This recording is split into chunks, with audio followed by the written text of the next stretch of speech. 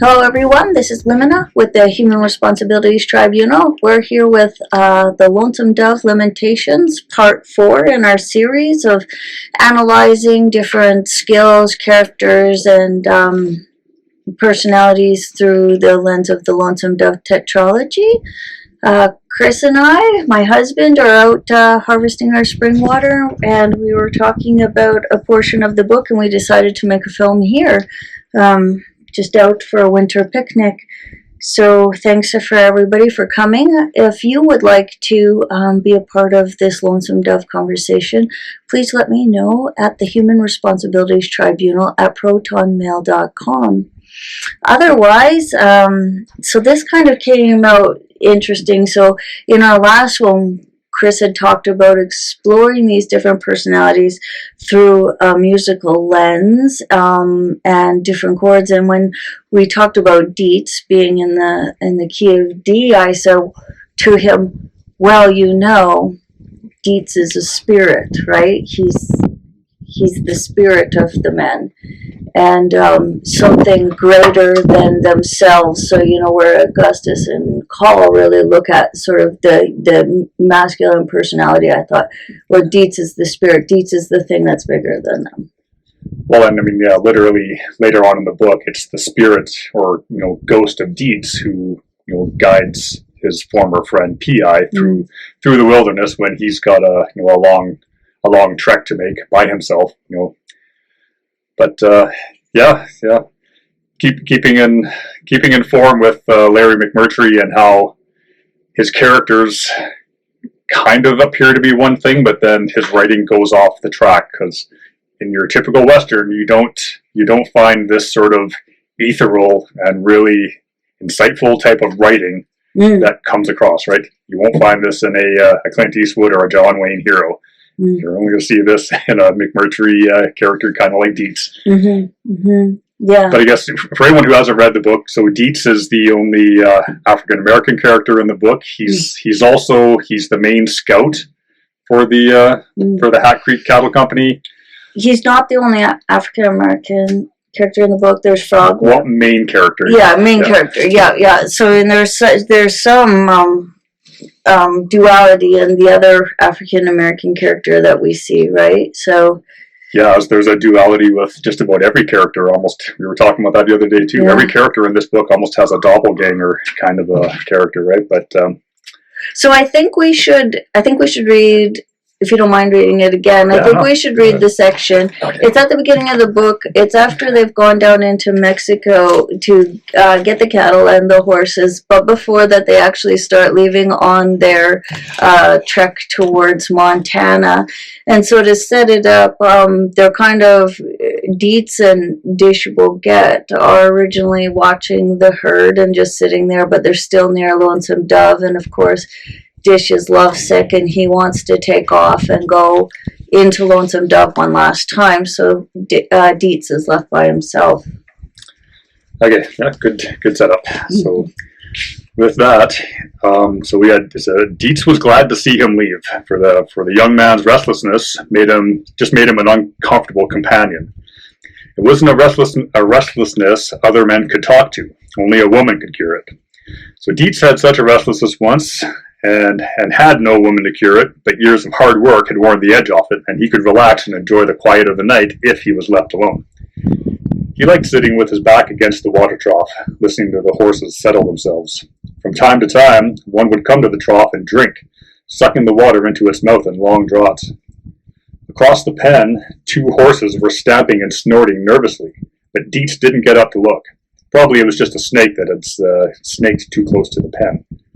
A snake wasn't going to fool with horses if it could help it. The possibility of attack didn't worry him either. Even if a few vaqueros did make a pass up to town, they'd be nervous, sure of being outgunned. He could sleep, Deets thought, but he had a knack of going in and out of sleep easily and quickly. But despite the long night and day, he wasn't sleeping. Relaxing at times was just as good as sleeping. A sleeping man would miss the best of the evening, and the moonrise as well. Deets had always been partial to the moon, watched it often and thought about it much. To him, it was a much more interesting and affecting thing than the sun, which shone on every day in much the same fashion. But the moon changed. It moved around the sky, it waxed and waned. On the nights when it rose full and yellow over the plains around Lonesome Dove, it seemed so close that a man could almost ride over with a ladder and step right onto it. Deets had even imagined doing it a few times, propping a ladder against the old full moon and stepping on. If he did it, one thing was for sure, Mr. Gus would have something to talk about for a long time. Deets had to grin at the mere thought of how excited Mr. Gus would get if he took off and rode the moon. For he thought of it like a ride, something he might just do for a night or two when things were slow. Then, when the moon came back close to Lonesome Dove, he would step off and walk back home. It would surprise them all. Other times, though, the moon rode so high that Deets had to come to his senses and admit that no man could really ride on it. When he imagined himself up there, on the thin little hook that hung above him, white as a tooth, he almost got dizzy from his own imagining and had to try harder to pay attention to what was happening on the ground. Still, when there was nothing to see around him but a few horses sucking water, he could always rest himself by watching the moon and the sky. He loved clear nights and hated clouds. When it was cloudy, he felt half deprived of the world. His fear of Indians, which was deep, was tied to his sense that the moon had powers that neither white men nor black men understood. He had heard Mr. Gus talk about the moon, moving the waters, and though he had glimpsed the ocean many times by the Matagorda, he had not been able to get a sense of how the moon moved it. But he was convinced that the Indians understood the moon. He had never talked with an Indian about it, but he knew that they had more names for it than the white people had, and that suggested a deeper understanding. The Indians were less busy and would naturally have more time to study the moon with such things. It always seemed to Deets that it was lucky for the whites that the Indians had never gained full control over the moon. He had dreamed once, after the terrible battle at Fort Phantom Hill, that the Indians had managed to move the moon over by one of those little low hills that were all over West Texas. They had got it to pause by the edge of a mountain so that they could leap their horses onto it. It still occurred to him at times that such a thing might have happened, and that there were Comanches, or possibly Kiowa, riding around on the moon. Often when the moon was full and yellow and close to the earth, he got the strong feeling that Indians were on it, and it was a fearful feeling, one he had never discussed with any man. The Indians hated the whites, and if they got control of the moon, which was said to control the waters, then terrible things might happen. The Indians could have the moon suck all the water out of the wells and rivers, or else turn it all to salt like the ocean. That would be the end, and a hard end at that. But when the moon was just a little white hook, Deets tended to lose his worries. After all, water was still sweet, except for an alkaline river or two like the Pecos. Perhaps if the Indians got on the moon, they had all fallen off. Different, eh? Yeah, so different, so outside of what you would think for a Western, but it's the first glimpses in this book anyway that Deets is ethereal, right?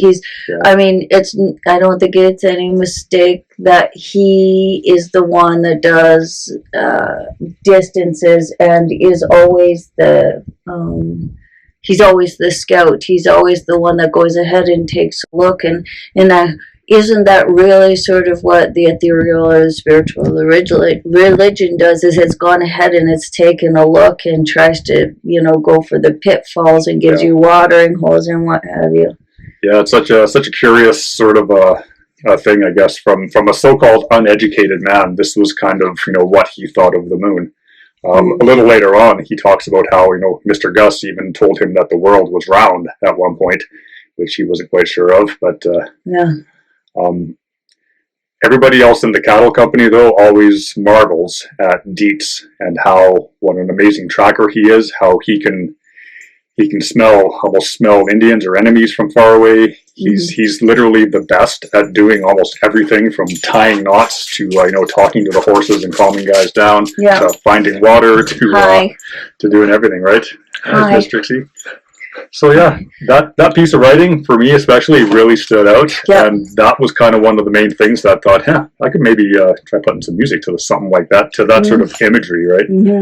Because for me, like it was rare imagery. Like I'm thinking of Comanches dancing across the surface of the moon, or somebody propping a ladder up on the moon and climbing up there, but one of his biggest fears being that, oh no, what if our enemy got control of the moon? That would be the end of all things. Like it's such a neat, something you've never pondered before, right? Well, and later on he contemplates too. There's that one scene where he's contemplating about how many a man killed himself in that context of what they're in, and he had pondered why, and he said perhaps they didn't get enough from the moon and the sky. They didn't get enough, and I think, perhaps they didn't get enough of something bigger than themselves, something of the mystery. Because the other thing he gets to, and when I talk to people about Bigfoot or what have you, it's not believing in that being per se that's important. It's believing in the mystery still exists that gives us reverence for it, right? And I hear the reverence in him as like, if we forget there's something bigger than ourselves, if we forget to have reverence, if we forget we're part of the mystery, even if we don't understand it, we can sink into something like despair. And you and I have talked about this over this last bit with, I mean, and even before, but particularly this last bit with COVID, is like sometimes you just need to feel like you're involved in something bigger than yourself, because if it's just you, it's possible that it's not worth it, right? Yeah. Another good message I kind of take out of this, and it kind of ties in with something that the other character, Woodrow Call, has mentioned a few times too. Is like it's having that time to be still and to be quiet and to observe and listen to the country, listen to what's going on. It's kind of one of the things that always irritates Call about the character Gus is Gus is always talking. He's always jabbering on about stuff. When Call wants to, and Deets as well, I think they want to think. They want to observe and look around and think about things, right? And I think part of that comes from this great admiration of the Comanches and of their like absolute mastery of the natural world that they inhabit. What sets them apart? Yeah. So two things.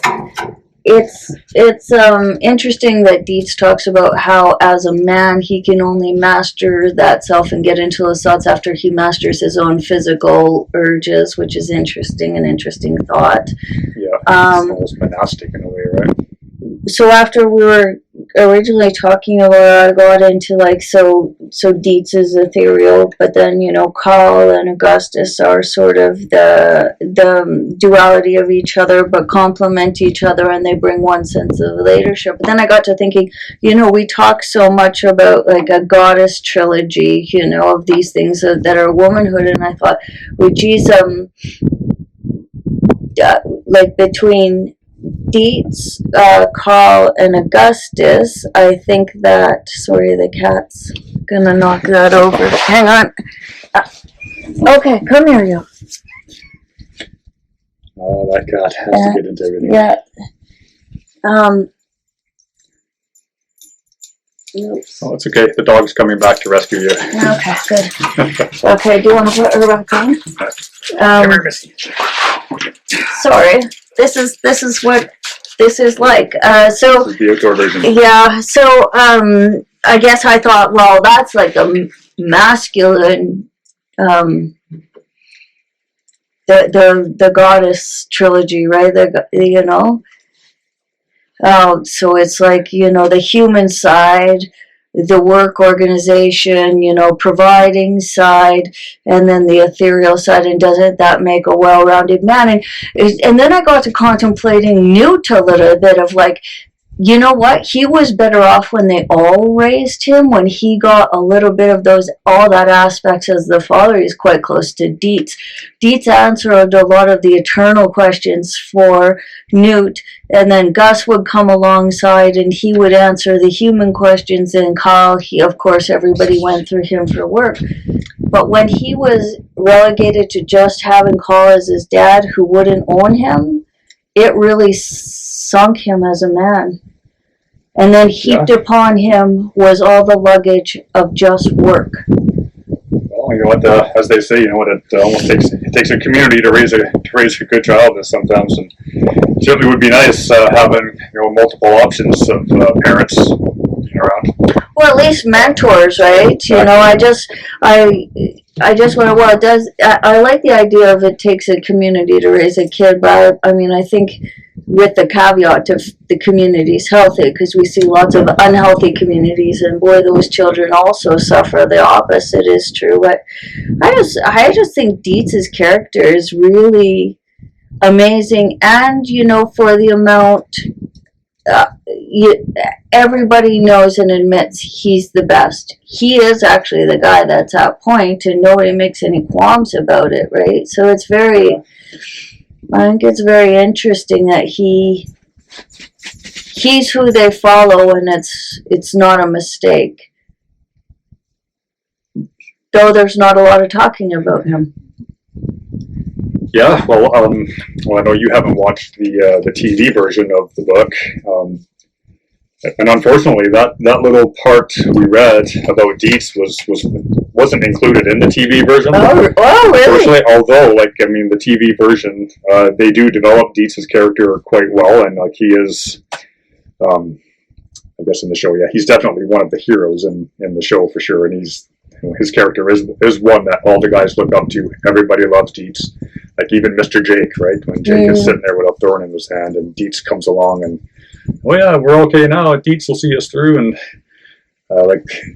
it's almost like he's always there. All the guys rely on him, but he's so, I guess, almost underappreciated by them all. I guess in a way too. Oh, geez, I don't feel like he's underappreciated. I just feel like. But Gus kind of mentions in the end too. After Deets is gone, that he's almost like they're having trouble recounting all of the things they should have done for this good man, right? That they just put in the grave. Yeah. Yeah. Yeah. Well, and I found that to be one of the saddest parts of the book. But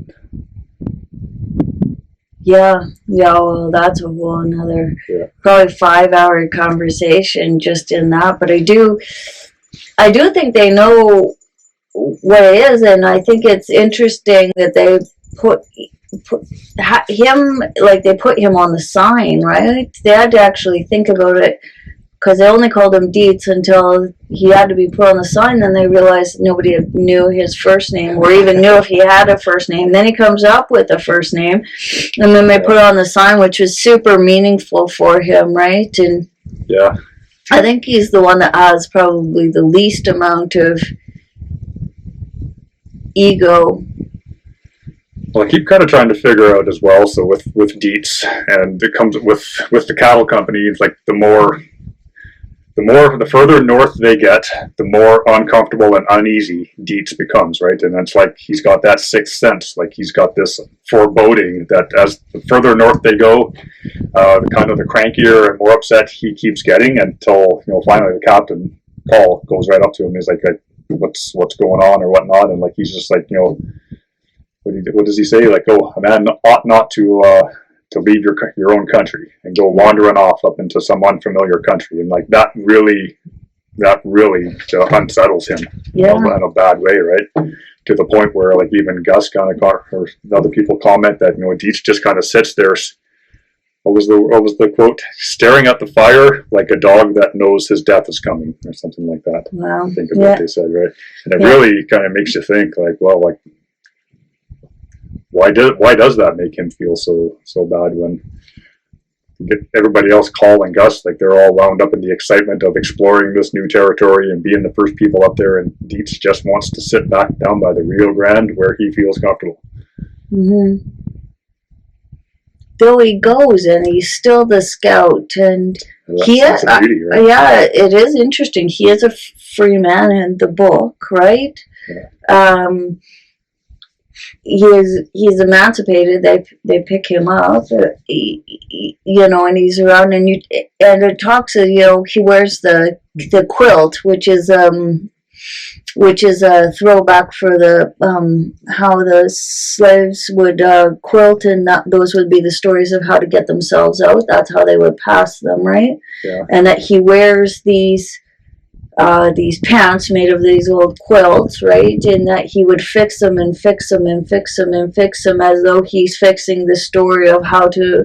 I don't just think emancipate Black people, but the emancipation of self, which harkens back to the ethereal. How does one emancipate themselves? It isn't through a corporeal form. It is through the higher self, I guess. I mean, I'm dumb. I don't really know. Everything you just said there leads to and paints the picture of what a monk is, right? They've pretty much abandoned. They don't all sort of earthly possessions. Deets has the same old hat he's been wearing for the last dozen years. He's wearing the same old raggedy clothes. He's got, you know, one old pistol that somebody gave him. He doesn't own anything else.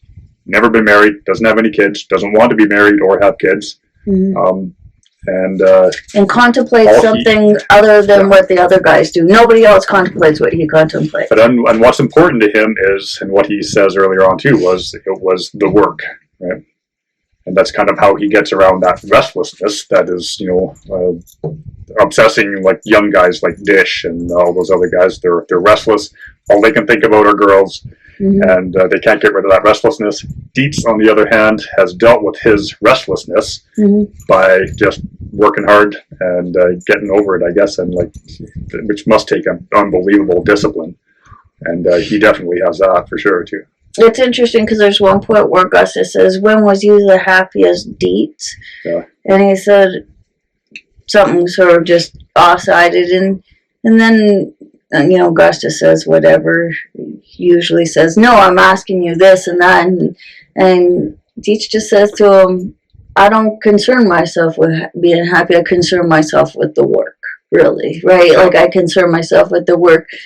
And I don't think he means the work in terms of what Carl thinks of just working, but like the understanding of something bigger, the imagination, right? Well, I think there's also a part of he wants to be feeling like he's being treated fair as well, because he also comments on that, like, you know, the captain paid him a fair wage, yep. And he was happy with that.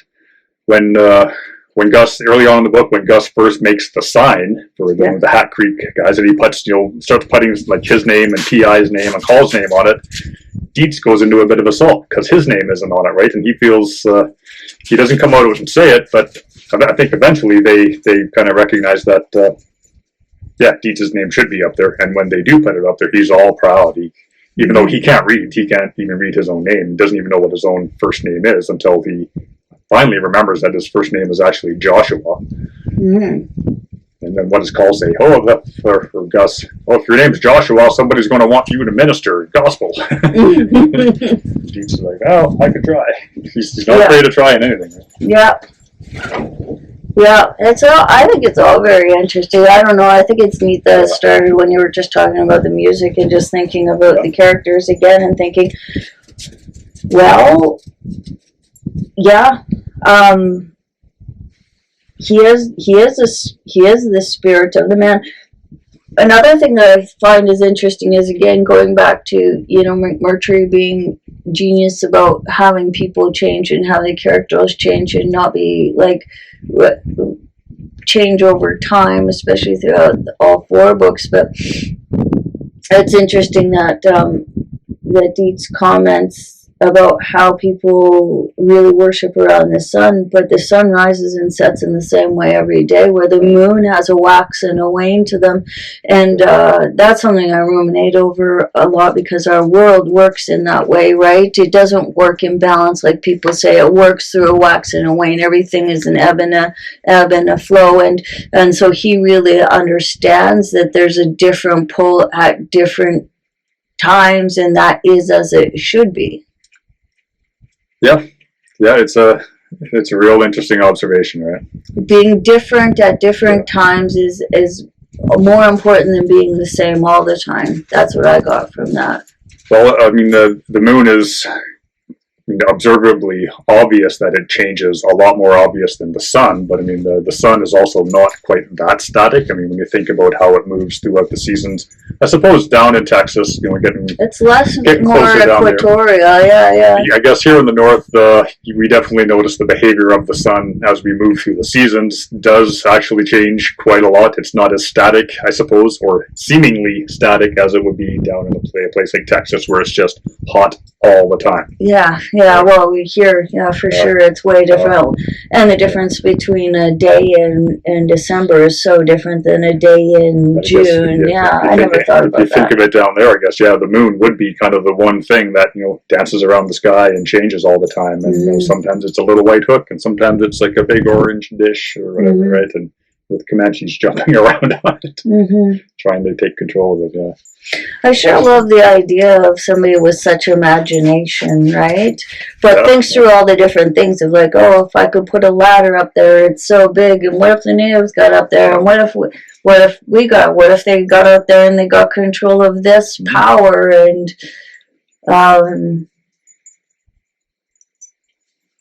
I just think it's so interesting. I think we've lost a bit of our imagination in our lives. I think I've really noticed people now is they watch now. The internet was so brilliant when it came out, because then it still is, if you're curious, to go find information. But now I find people are listening to commentators about that information to form their opinions off of what the commentators' opinions are, and maybe that's right, because things are so complicated it'd be hard to take on. But I guess I feel like, as somebody who really trusts in themselves and just takes on the information and forms my own opinion, I find that to be a very strange way to make decisions in your life. It's almost enviable to be in that sort of position where where your brain or your mind isn't clouded by, say, all of these other images and all of this kind of knowledge that we know of, where, say, you could just at night sit down with your back against the tree, look up at the sky, and then just think and imagine. Then let yourself go. Yeah, without even knowing of really how things really work, but your imagination is really what would determine how you believe it works, right? Yeah. That would be a kind of an enviable position. Yeah. Which in a way is kind of like a child, right? Even when Mr. Gus tells him the world is round, he's probably, nah. He doesn't seem to believe it, or he's not quite sure about it. Yeah. It doesn't make sense to him. I wonder now with this education system, he says, I wonder what I could do with education. I think, gosh, I wonder if an education in this day, depending on where it is, would actually stifle him. Yeah. Well, I mean, saying that almost reminds me of the character of Famous Shoes, right? The Kickapoo tracker, who emerges in the other books in the series, but he's a famous tracker who's super curious about the world, in a way, and, well, not in a way. He travels all over the place. He's never learned how to read, but one day he hopes P.I.'s wife will teach him how to read the tracks in the books, right? Writing. Yeah. And you kind of wonder if that wouldn't wreck his perception of the world if he was to get that sort of book knowledge. But yeah, maybe. I mean, it's an interesting, I ruminate about that a lot because everybody has a supercomputer in their pocket now, like, intellect is unlimited, and so at one point, this education system was, and even the parliamentary systems, the political system was, you would take the smartest person from your community and you would send them off to either learn how to be a doctor or learn how to be a lawyer, and they would retain the information in the books, because not everybody would have books, and then bring it back to the community. Or in the political system, you would send somebody off and they would represent you, and then they'd have to come back and look in the community in the eyes. And now everybody has access to all of those things. And so now it seems like the people that held that power now want to be gatekeepers. So they've taken that opposite stance to hold the power of either that information or that representation. I think that's a real shame. And I think it's probably a big sign that it's time to get out of that paradigm where everybody can represent them selves and have as much or as little access to information as they want without gatekeepers, right? So I think we might be, we might be coming around on that sort of pendulum too, right? Like if we start there and you come up around to where, now we're up at where AI has now infiltrated almost every aspect of internet and social media and whatnot, where it's not even people doing the thinking anymore, right? So maybe that will actually be the kick in the ass we need to get back to using our imaginations again. Who knows? And it's so funny, this would all come from an old Western, hey? Again, like, I think McMurtry is brilliant to make it think, and I really like, it makes me smile to think of the idea of Gustus and Call and Deets being some sort of masculine trilogy, the equal and opposite of the most talked about goddess trilogy, you know what I mean? Just that interesting, that really interesting dynamic for me. I like to think about what that is, that strength in that, and that even without having something bigger than yourself, you can only go so far. Well, that's that interesting door that McMurtry has opened, right? I think he, being a kid who would have grown up in Texas on, of course, like all media then was all Westerns, right? And he even talks about in his biography about how like his uncle would come and drop him off stacks of like little old Western magazines and whatnot. He would have known, I think, and grown up with, there is so much more to this genre and to these characters than just this little bit that's that's in the books. Like the Clint Eastwoods and the John Waynes are pretty one-dimensional sort of characters. They're heroic, but they don't really, I don't know. But nothing's that static. Nobody is just one thing, right? We've learned that with a lot of our heroes from the past. But I just, as you say that, and we should leave it at this, is I'm thinking back of that, Augustus asks Carl a question and Carl answers back something really almost on the spectrum, like, no, it's not about that. And Augustus says, that's not the point, Carl. You never do get the point. And that's what I think when people say to me, Lonesome Dove, Lonesome Dove, you mean that Western love story? And I just want to say to them, that's not the point. You never do get the point. And he actually did say that to a lot of his first fans of the book, right, who came out and said, oh, this is a great, Gone with the Wind style sweeping Western epic. And he's like, yeah, missed the point. It's way more in there than that, And I mean, it's taken us, how many sittings to really absorb a lot of this too. But and readings, like the audio and the readings, and just very interesting. So, anyways, the dog and cat are getting to where they would like to go for a walk, so we'll leave it at that. Let's go shout. Yeah. Thanks again for joining us. This has been a lot of fun for us, and we plan on keeping going. Stay tuned on the channel. Next week I'll be releasing a video on a lady who managed to fight the smart meters within our community and some of the interesting information she came across there. So that'll be next week. And we'll just keep going as we go. We appreciate you guys tuning in. And again, if anybody would like to discuss these wonderful characters, please do let us know at the Human Responsibilities Tribunal at protonmail.com. Have a great day. Hold on over.